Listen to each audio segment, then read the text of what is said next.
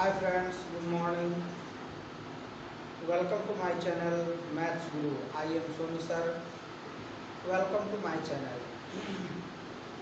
आप सभी को सर्वप्रथम स्वतंत्रता दिवस की ढेर सारी शुभकामनाएं और साथ ही साथ इस कोरोना महामारी को लेकर के आपसे छोटी सी रिक्वेस्ट है, आप लोग हमेशा अपने चेहरे पर मास्क लगाए रखें जब कहीं बाहर निकलें तो, और हैंड सैनिटाइज़र का प्रयोग करें, जिससे हम भी सुरक्षित रहें और हमारे समाज के लोग भी सुरक्षित रहें। आइए, आज हमारा जो क्लास है वह टॉपिक का नाम होगा सेट थ्योरी लेक्चर सेकेंड। ठीक है, हम लोगों ने एक क्लास सेट थ्योरी में कर चुका है पहले ही, उसी का हम लोग सेट थ्योरी आज लेक्चर सेकेंड पढ़ेंगे या क्लास सेकेंड कर सकते हैं। दूसरा क्लास हम लोग इसमें पढ़ेंगे। तो पहले क्लास में हम लोग क्या क्या चीज़ें पढ़ी थी, थोड़ा सा उस पर हम लोग रिवाइज कर लें, उसके बाद फिर हम लोग सेट थ्योरी में आगे बढ़ेंगे। सबसे पहले हम लोगों ने पढ़ा था what is the definition of set. तो सेट का हम लोगों ने डिफिनेशन दिया था, जिसको पहला क्लास जिसको पता नहीं है या पहला क्लास में ज्वाइन नहीं हो पाए थे, आप हमारे आई बटन के लिंक पर प्रेस कीजिए और आपको वहां से हमारा पहला क्लास का लिंक मिल जाएगा, या फिर आप गूगल में यूट्यूब पर सर्च कीजिए by Soni sir set theory, आपको हमारा सारा सेट थ्योरी का जो भी वीडियो अपलोड मिलेगा वो हमारा फर्स्ट या सेकेंड नंबर में आपको मिल जाएगा। आइए, आपसे छोटी सी गुजारिश और भी है कि यदि आप हमारे चैनल पर नए हैं तो चैनल को सब्सक्राइब कर लीजिए और बेल आइकन के बटन को प्रेस कर दीजिए, ताकि हमारा जितना भी वीडियो अपलोड हो उसका नोटिफिकेशन इनबॉक्स में आपको सबसे पहले मिल जाए।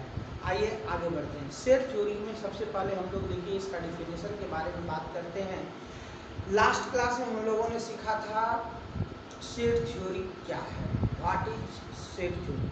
सेट थ्योरी देखिए नॉर्मली बेसिकली होता क्या है कि जब हम किसी भी डाटा को, और वो डाटा एबल डाटा होनी चाहिए, ठीक है, योग्य डाटा, फाइंडेबल डाटा होनी चाहिए जो कि फाइंड कर सके, उन डाटा को जब हम एक मंझली ब्रैकेट या कर्ली ब्रैकेट के अंतर्गत रखते हैं और उसे किसी ना किसी नंबरिंग सिस्टम से डिनोट कर देते हैं कि ये ए इक्वल है या बी इक्वल है या एनीथिंग्स अदर देन कुछ भी हम बता दें, तो वो हमारा क्या कहलाती है, सेट कहलाती है। जो पिछले क्लास में मिस किए थे, आज एक बार फिर से हम बता दें कि जितनी भी फाइंडेबल डाटा है या एबल डाटा है, ठीक है, दो चीज़ें हमने बताया, एक फाइंडेबल डाटा और एक एबल डाटा, यानी कि आपको वह डिफाइन होनी चाहिए, ठीक है, और वो भी डिफाइन कैसी होनी चाहिए, वेल डिफाइन होनी चाहिए, अच्छी से परिभाषित होनी चाहिए। इसीलिए हमने लगा एबल, और एबल मना हो गया योग्य, और फाइंडेबल जो कि मान निकाला जा सकता है। ये हम लोगों ने पिछले क्लास में सीखा था, बट आज जो पिछला क्लास मिस कर गए थे तो यहाँ से लिख सकते हैं द कलेक्शन ऑफ, क्या कौन सी डाटा, एबल डाटा या फिर फाइंडेबल डाटा या वेल डिफाइंड डाटा, ठीक है। चलिए, collection of well defined data। कैसा डाटा चाहिए कि जो वेल डिफाइन हो, हम लोगों को परिभाषित हो, उस डाटा को हम लोग सेट थ्योरी के अंतर्गत रखेंगे। डिफिनेशन हुआ, इसी को हम और दो तरीके से डिफाइन किए थे। लास्ट वीडियो देख लीजिए, लास्ट क्लास देख लीजिए, आपको समझ आ जाएगी। इसे हम लोग कैसे डिनोट करते हैं, कैसे सूचित करते हैं, उस पर बात करते हैं। सर्वप्रथम इसे हम मान लीजिए कि a is equal to denote करेंगे, तो इसे हम लोग कर्ली ब्रैकेट के अंतर्गत रखेंगे। इस प्रकार से दो ब्रैकेट लगा देंगे हम कर्ली ब्रैकेट के अंतर्गत। अब हम लोग इसमें क्या करेंगे, आंकड़े को फिल कर देंगे। ये हमारा हो गया collection of well defined data is called set. बात समझ में आ रही है? सेट किसे कहेंगे? वैसे आंकड़े जो हमें वेल डिफाइन हो उसे हम लोग क्या कहेंगे? सेट के अंतर्गत रखेंगे। सेट में तीन चीजें ध्यान देनी बात होगी। पहला कर्ली ब्रैकेट के अंतर्गत लिखेंगे, उसमें एलिमेंट होंगे और उसे डिनोटेड वर्ड से डिनोट करेंगे। एज फॉर ए सेट हो, बी सेट हो, या उसके अंतर्गत नेचुरल नंबर की डाटा हो, इंटीजर की डाटा हो, इवन नंबर की डाटा हो, ओड नंबर की डाटा हो, एनीथिंग्स किसी को भी रखेंगे, ये हमारा सेट कहलाएगा। तो अब आपका यह प्रश्न आएगा कि कौन सी फाइंडेबल डाटा है, कौन सी फाइंडेबल डाटा नहीं है, किसको हम सेट के अंतर्गत रखेंगे, किसको आउट ऑफ सेट रखेंगे, तो उस पर भी हम लोग बात कर लेते हैं।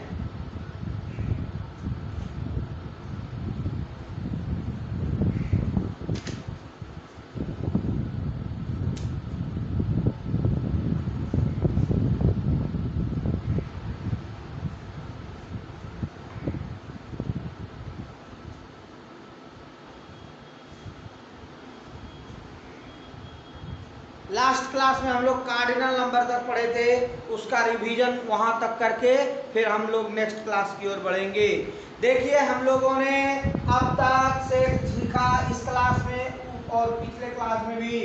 अब हम जो छूटे हुए बच्चे थे उनके लिए हम बता रहे हैं कि सेट को हम दो प्रकार से डिफाइन किए कि सेट में जितने भी डाटा हैं वो डिफाइंड डाटा होनी चाहिए, बट अनडिफाइंड डाटा का कुछ सम एग्जाम्पल लेकर के हम सीखते हैं कि वो कैसे सेट नहीं होता है। देखिए सर्वप्रथम हम लोगों को क्या याद करनी है कि वेल डिफाइंड डाटा, तो वेल डिफाइंड डाटा या इसको हम लोग कहते हैं एबल डाटा या फिर फाइंडेबल डाटा। ये जो इतनी चीजें हैं ये हम लोग कैसे कहेंगे कि फाइंडेबल है, एबल है या वेल डिफाइंड है? हम लोग समझ लेते हैं वेल डिफाइंड की कि जिस प्रकार से मान लीजिए list of prime minister, list of prime minister, प्रधानमंत्री की सूची, तो ये हम लोगों को क्या हुआ? ये डिफाइन हो जाएगा। कैसे? 1947 से हम लोग जो आगे बढ़ रहे हैं तो हम लोगों को जितनी भी प्रधानमंत्री बने उनकी सूची हमें मिल जाएगी। यह डिफाइंड डाटा है। आगे बढ़िए, what is the number of कह सकते हैं कि class 10th student of your school, आपके कक्षा 10वीं वर्ग में कितने बच्चों की संख्या है? यह डिफाइंड डाटा है। और भी एग्जांपल ले लेते हैं कि how many members on your family, ये डिफाइंड डाटा के अंतर्गत आएगा। उसी प्रकार से हम किसी भी प्रकार का ले सकते हैं। जैसे हम कह दें कि how many peoples available in playground, कितने लोग खेल के मैदान में उपस्थित हैं, ये सारा डिफाइंड डाटा के अंतर्गत आएगा। और इस डिफाइंड डाटा को हम लोग क्या कहेंगे? सेट के अंतर्गत रखेंगे। तो ये तो हो गई कि सेट के कुछ एग्जाम्पल्स। अब आइए हम सेट नहीं होने के भी कुछ एग्जाम्पल्स लेते हैं। अब देखिए क्या कह सकते हैं। मान लीजिए कि आप किसी मोहल्ले में रहते हैं तो कहेंगे कि आपके मोहल्ले के सबसे फेमस, या फेमस को छोड़िए, खूबसूरत लड़के का नाम बताइए या उसका समुच्चय बताइए। क्या हुआ? आपके मोहल्ले के सबसे खूबसूरत। अब यहाँ पर खूबसूरत कहे या सुंदर कहे या तेज कहे तो आप डिफाइन नहीं कर पाएंगे, बिकॉज कोई भी एक दूसरे से तेज हो सकता है या आने वाले समय में बन सकता है। जैसे दूसरा एग्जाम्पल ले लें, क्या कि प्रसिद्ध कवि कौन है, या कह दे कि भारतीय क्रिकेट टीम में सबसे खतरनाक खिलाड़ी कौन है, तो बताना नामुमकिन हो जाएगा, क्योंकि कोई भी खिलाड़ी किसी भी टाइम खतरनाक हो सकता है। Means if we have defined data then we call it is a set. If we have not a defined data it is called not a set. Understand? Have you any question then you type on comment box, I will give answer. आगे बढ़िए, हम लोग बात करते हैं कि set को represent कितने तरीके से करते हैं। ओके, अभी हम लोगों ने सीखा सेट क्या है और कौन सा सेट नहीं है। अब यहाँ पर हम लोग सेट को भी दो प्रकार में बांटेंगे। वो सेट देखिए कौन सा है, सेट दो प्रकार के हैं, उसको देख लीजिए।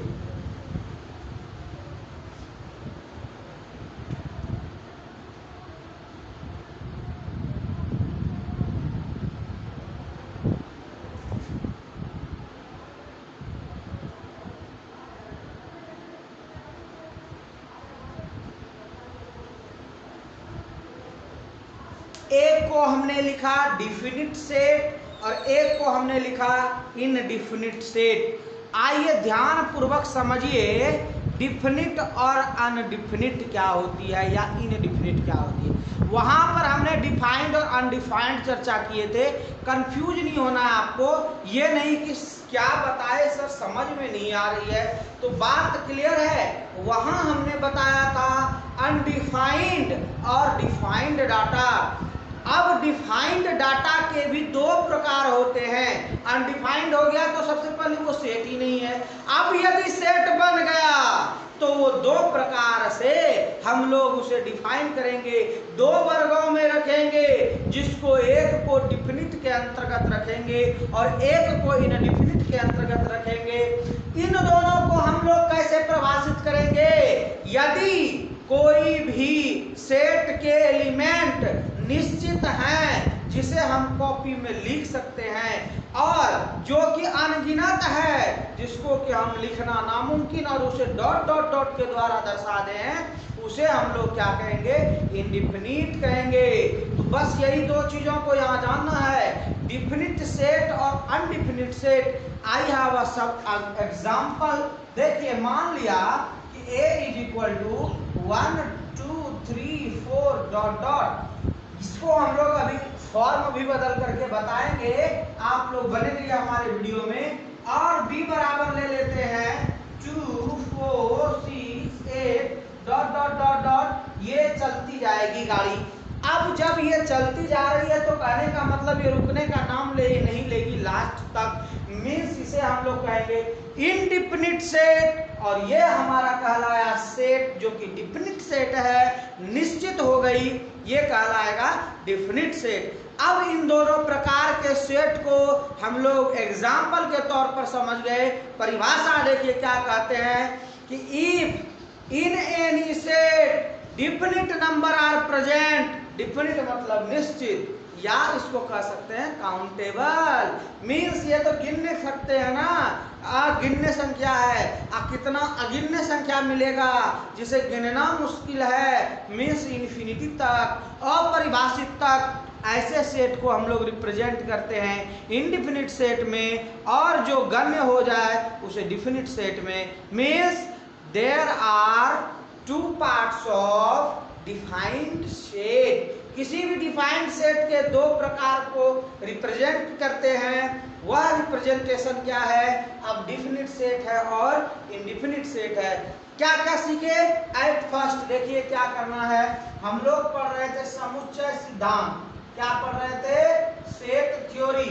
जो फर्स्ट क्लास में नहीं थे उसको यहाँ सारी चीजें समझ आ जाएगी। अब सेट थ्योरी में हम लोग पढ़े पहला कि ये दो प्रकार से, एक होगा सेट, एक होगा नॉट सेट। तो जो सेट हुई उसकी चर्चा हो गई और जो नॉट सेट हुई उसकी भी चर्चा हो गई। नॉट सेट में हमने लिखा अनडिफाइंड, जो कि डिफाइंड ही नहीं हो पाए, और जो डिफाइंड हो जाए उसको रखा हमने सेट के अंदर। अब सेट को भी हमने डिफाइंड वाला सेट को दो रूपों में रखा, दो भागों में व्यक्त किया। एक को कहा कि भाई आप निश्चित हो जाओगे, एक अनिश्चित हो जाओगे। क्या हो गया? आपका हो गया पहला डिफिनिट यानी निश्चित, और एक हो गया इनडिफिनिट। अब दूसरा देखिए, इन दोनों को मिला करके अब हम लोगों को जानना है कि इन दोनों को हम दो फॉर्म में व्यक्त करेंगे, कोई को भी, डिफिनिट को भी और इनडिफिनिट को भी दो फॉर्म में व्यक्त करेंगे। यही हम लोगों का पहला क्लास का सवाल होगा, जो है हमारा पहला रोस्टर फॉर्म, और दूसरा हम लोग जो पढ़ेंगे वो पढ़ेंगे सेट बिल्डर फॉर्म। ये हम लोगों का दोनों में से दोनों का होगा, ये नहीं कि देखिए ये हमने एरो लगा दिया, मीन्स दोनों का जो है हम लोग जो पार्ट्स पढ़ेंगे वो इस प्रकार से हम लोग पढ़ेंगे। उसके बाद हम लोग इसमें इसे किस प्रकार से डिफाइन करते हैं उसके बारे में हम लोग चर्चा कर लेते हैं कि कौन से को रोस्टर फॉर्म में रखी जाएगी और किसे सेट बिल्डर फॉर्म में रखी जाएगी। रोस्टर फॉर्म का और भी एक नाम है जिसको हम लोग टेबुलर फॉर्म कहते हैं। ये टेबुलर फॉर्म क्या होता है उसे भी हम लोग, रोस्टर फॉर्म क्या होता है और टेबुलर फॉर्म क्या होता है, इसे हम लोग याद कर लेते हैं, जान जाते हैं, फिर हम लोग सेट बिल्डर फॉर्म को जानेंगे। तो डायग्राम क्लियर है। At first we learn what is set theory. Set theory के अंतर्गत हमने पढ़ा दैट इज काउंटेबल, यानी कि जो हम गण्य कर सकते हैं, या दैट इज फाइंडेबल, जिसे हम फाइंडेबल कर सकते हैं, या फिर कह सकते हैं दैट इज एबल डाटा, या फिर कह सकते हैं the collection of that types of data which is, जो कि हम लोगों को वेल डिफाइन हो और वो करली ब्रैकेट के अंतर्गत हो और किसी चीज से डिनोट किया हुआ हो, ये हमारा सेट कहलाता है। उनको भी हमने दो रूपों में विभक्त कर दिया, definite set, indefinite set. Means the number of set is definite, it is called definite set, and the number of or element of any set is indefinite, it is called indefinite set।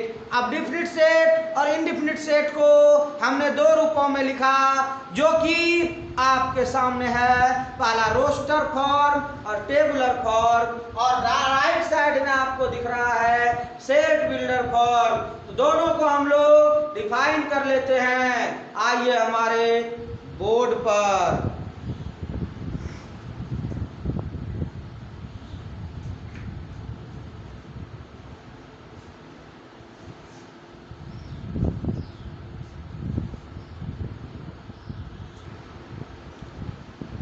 हम लोगों को अब सीखना है कैसे roster form को set builder form में परिवर्तन करते हैं, दोनों को एक ही रूप में लिखते हैं। जैसे मान लीजिए हमारे पास लिखा हुआ है a is equal to 1 2 3 4 5 dot dot last तक, और ये चली गई लास्ट में। इसको ये हुआ हमारा रोस्टर फॉर्म में। कैसे फॉर्म में?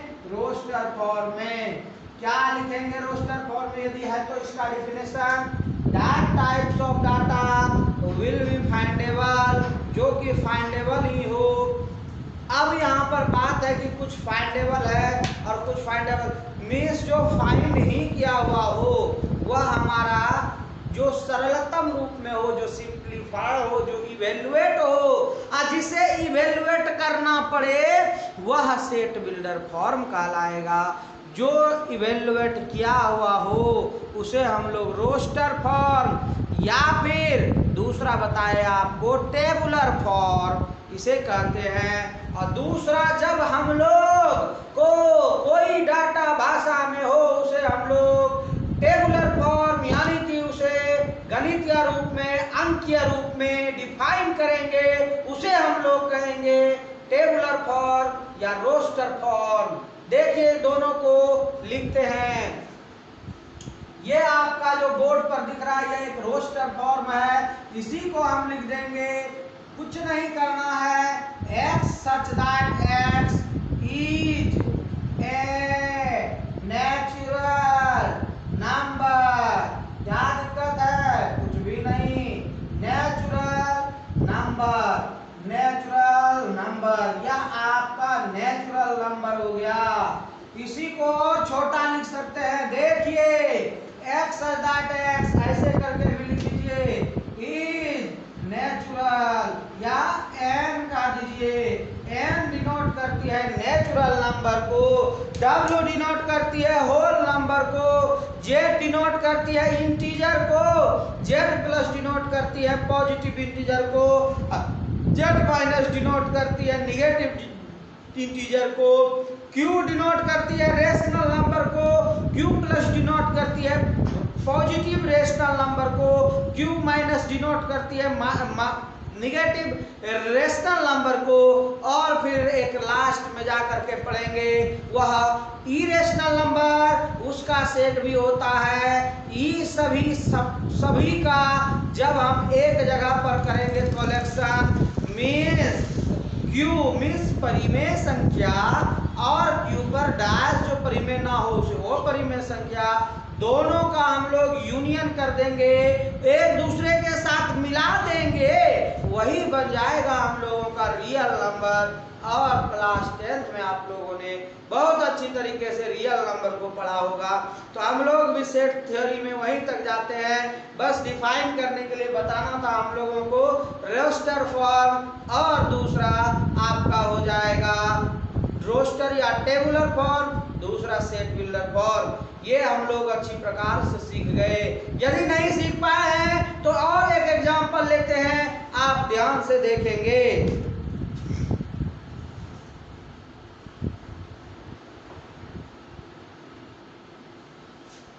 जैसे देखिए दिया हुआ है b equal to 2 4 6 8 10 dot dot dot, ये इंफिनिटी तक है।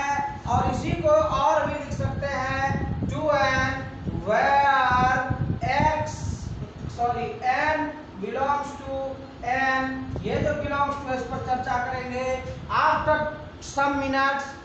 और इसी को हम लोग जब लिखेंगे तो x that x is an even number, बस यही तो हो गया, कोई बात ही नहीं है।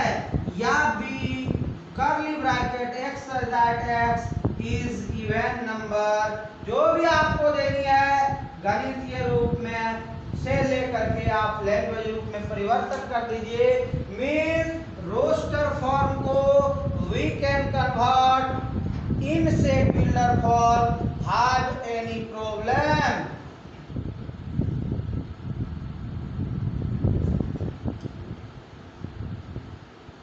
आई होप आप लोग अच्छी प्रकार से समझ गए होंगे रोस्टर फॉर्म और कैसे सेट बिल्डर फॉर्म को। आगे बढ़ते हैं, आपको हमने कहा था एक चीज मिला बिलोंग्स टू के बारे में, बिलोंग्स टू के बारे में चर्चा कर लेते हैं।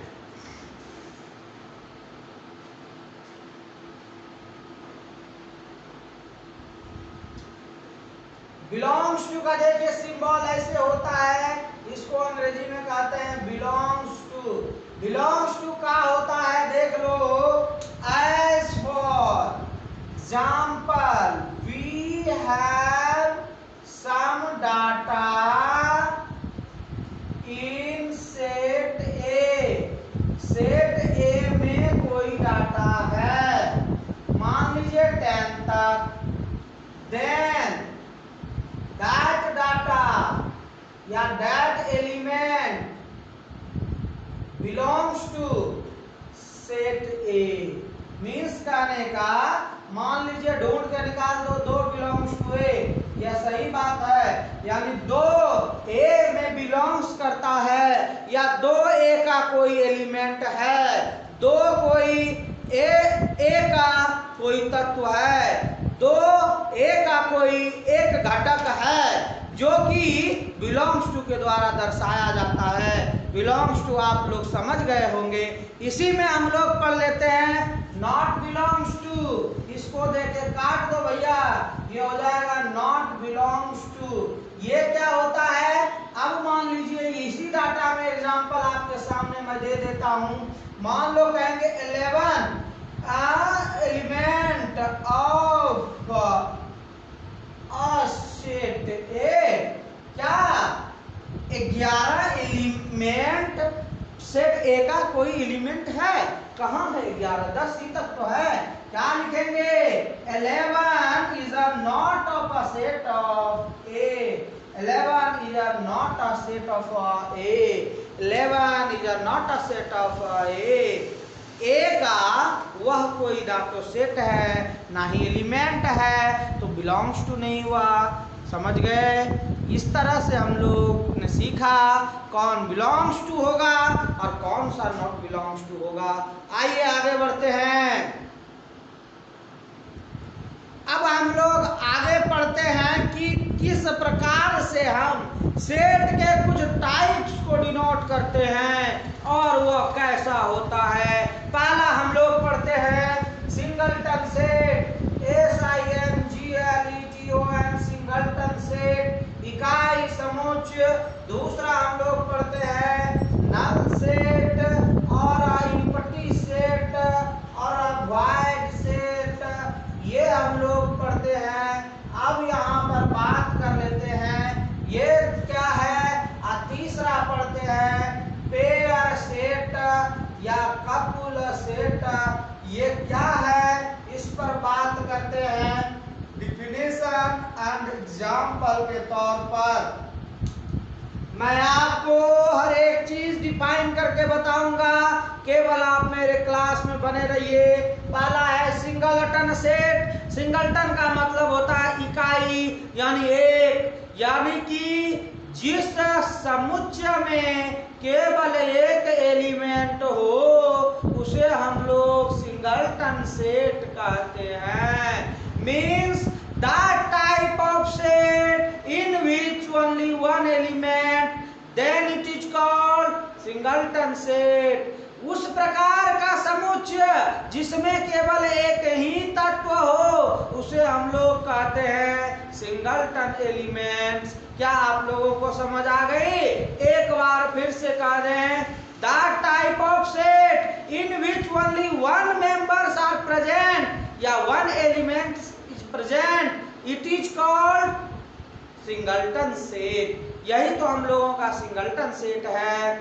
उसके बाद दूसरा देखिए क्या कहता है, दूसरा है नल एम्प्टी और वॉइड सेट। आप देख रहे हैं यहाँ पर ऊपर में लिखी हुई है, तो नल एम्प्टी और वॉइड सेट क्या होगी? ये तो वही बात हो गई ना, एम्प्टी मतलब खाली खाली, नल मतलब खाली खाली, वॉइड मतलब कुछ भी नहीं। यदि किसी सेट में कोई भी एक तत्व ना हो, कोई भी एक तत्व ना हो, चाहे कुछ भी ना हो, शून्य भी ना हो, खाली भी ना हो, इन्फिनिटी भी ना हो, अनंत भी ना हो, मीन्स कुछ भी हो ही ना, उसे कहते हैं नल सेट या एम्प्टी सेट या वॉइड सेट। क्या हुआ परिभाषा कि that types of set in which no any number are present, कोई भी संख्या ही ना मौजूद हो, चाहे वह एक ही क्यों ना हो, दो ही क्यों ना हो, एक्स ही क्यों ना हो, इन्फिनिटी ही क्यों ना हो, फाई ही क्यों ना हो, थीटा बीटा ईटा कुछ भी क्यों ना हो, कुछ भी नहीं हो, हाथी घोड़ा बैल कुछ भी नहीं हो, इस प्रकार के सेट को हम लोग एम्प्टी सेट कहते हैं। Clear? Last time also I can define it, that types of set in which no any numbers is present, it is called null set, void set, empty set। Okay, example भी ले लेंगे। तीसरा आप लोगों के सामने है पेयर सेट, और पेयर को कपुल भी कहते हैं, कपुल सेट। तो पेयर सेट और कपुल सेट क्या है इसे भी हम लोग जान लेते हैं। पेयर मतलब होता है जोड़ा, दो जोड़ा होता है ना, जैसे आप फ्लाइट का जोड़ा ले लिए, शूज का जोड़ा ले लिए, सॉक्स का जोड़ा ले लिए, हैंड का जोड़ा ले लिए। कोई भी चीज आप जब डबल ले लेते हैं वह जोड़ा कहलाता है। तो जोड़ा को ही हम लोग कहते हैं पेयर सेट, यानी कि that type of set in which two numbers is present, two numbers are present, it is called pair set। इसी को हम लोग जोड़ा समुच्चय कहते हैं। और कपुल मना भी जोड़ा ही होता है, तो कपुल हो या पेयर हो क्या बोलेंगे, that types of set in which only two members are present it is called pair set. फिर से शुरू से डिफाइन कर लो, that types of set in which only one elements are present it is called singleton set. Second, in that types of set in which no any numbers are present it is called null set, void set and also empty set, and another than third pair set and couple set, that types of set in which only two members are present, two elements are present, two products are present, two objects are present, it is called pair of set, also couple of set। understand or not? I hope आप लोग समझ गए होंगे। चलिए हम उसे एक एक एग्जाम्पल से बता देते हैं, बाकी वीडियो को पॉज करके आप इसका डेफिनेशन लिख लेंगे ना, कोई दिक्कत तो नहीं है। दिक्कत है तो हम फटाफट लिख देते हैं, चलिए लिख देते हैं।